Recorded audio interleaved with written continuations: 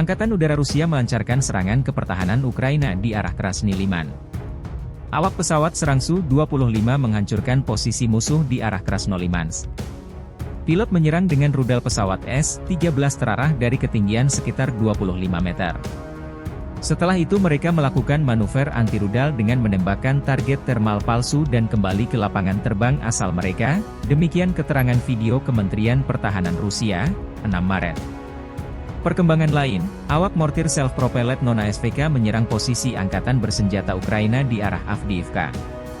Awak mortir self-propelled dari Brigade Senapan Bermotor Gunung dari kelompok pasukan pusat menghancurkan pos komando dan ruang istirahat musuh. Di sini, personel formasi Ukraina yang mundur dari Avdiivka beristirahat.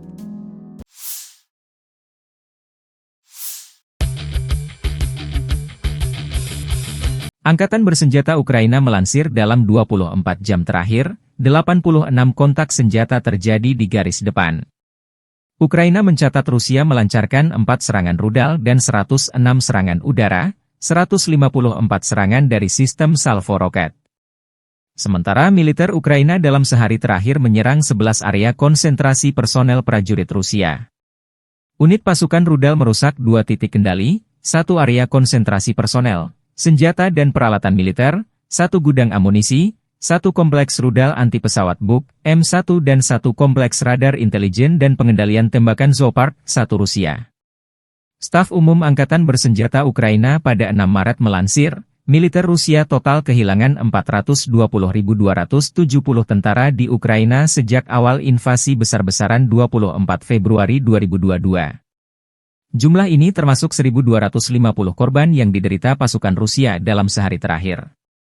Rusia total kehilangan 6.678 tank, 12.728 kendaraan tempur lapis baja, 13.479 kendaraan dan tangki bahan bakar, 10.308 sistem artileri, 1.008 sistem peluncuran roket ganda, 701 sistem pertahanan udara, 347 pesawat terbang, 325 helikopter, 7.921 drone, 26 kapal dan perahu, dan 1 kapal selam.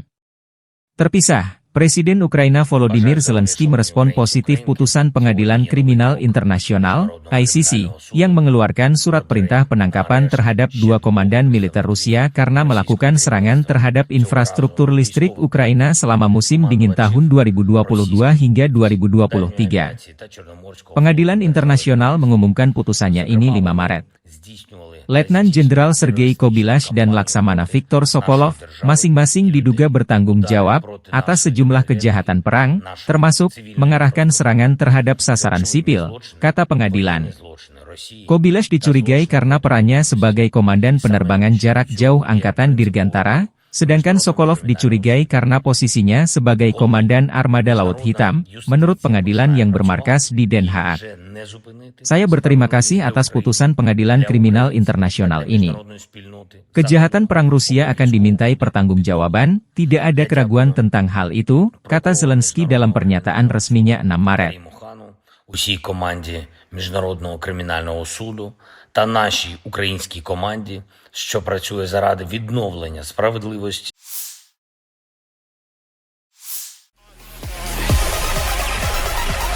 Media-media Rusia melaporkan 2 peluncur rudal kiriman Amerika Serikat ke Ukraina, HIMARS hancur di garis depan dalam 24 jam terakhir.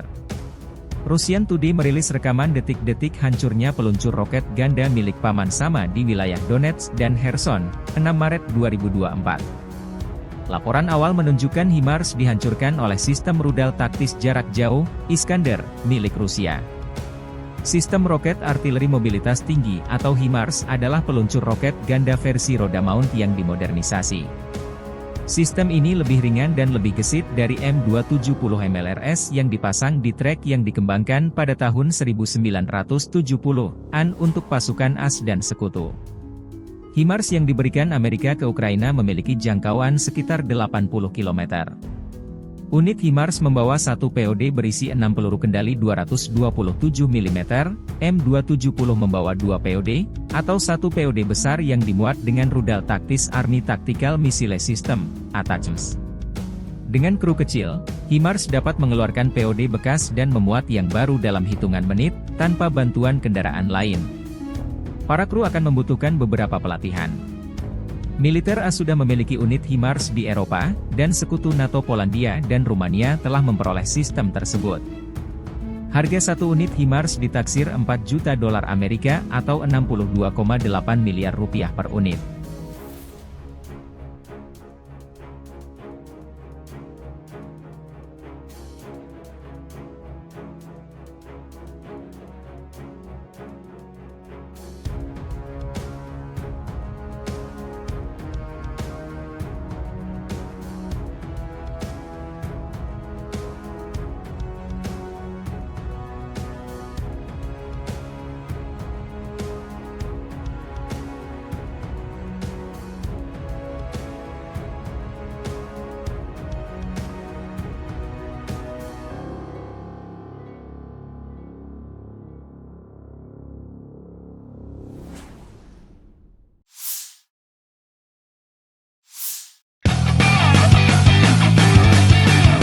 Militer Rusia merilis rekaman video penghancuran posisi pertahanan angkatan bersenjata Ukraina di dekat Halahanivka. Halahanivka sebuah pemukiman di Cherkasy Rayon, Oblast Cherkasy. Wilayah ini salah satu garis depan sejak meletusnya perang Rusia dan Ukraina. Pertahanan Ukraina dihancurkan oleh serangan rudal jarak menengah Iskander. Setelah tim rudal mendapatkan koordinator musuh, kru Iskander melancarkan misinya. Iskander adalah rudal balistik jarak pendek, penerus OK-SS-23 Spider, yang tersingkir di bawah perjanjian pasukan nuklir jarak menengah, infanteri. Iskander pertama kali diluncurkan tahun 1996. Rudal ini dianggap sebagai rudal paling canggih dari jenisnya. Pada 2022 hingga 2023, Belarus memperoleh beberapa sistem Iskander dari Rusia. Cina, Korea Utara, dan Korea Selatan memperkenalkan klon Iskander mereka sendiri. Sistem misil bergerak jalan Iskander dilengkapi dengan 2 misil balistik jarak pendek, yang secara signifikan meningkatkan daya tembak unit misil. Setiap rudal dapat ditargetkan secara independen. Rudal ini mampu mengenai target yang bergerak, karena koordinasi target dapat disesuaikan saat rudal sedang terbang. Iskander memiliki beberapa hulu ledak konvensional yang berbeda, termasuk klaster, peledak bahan bakar udara, penghancur bunker, dan pulsa elektromagnetik. Itu juga dapat membawa hulu ledak nuklir. Jangkauan tembakan maksimum adalah 280 km untuk Iskander versi ekspor yang diturunkan dan 400 km untuk versi Angkatan Darat Rusia Iskander M. Jangkauan minimum adalah 50 km.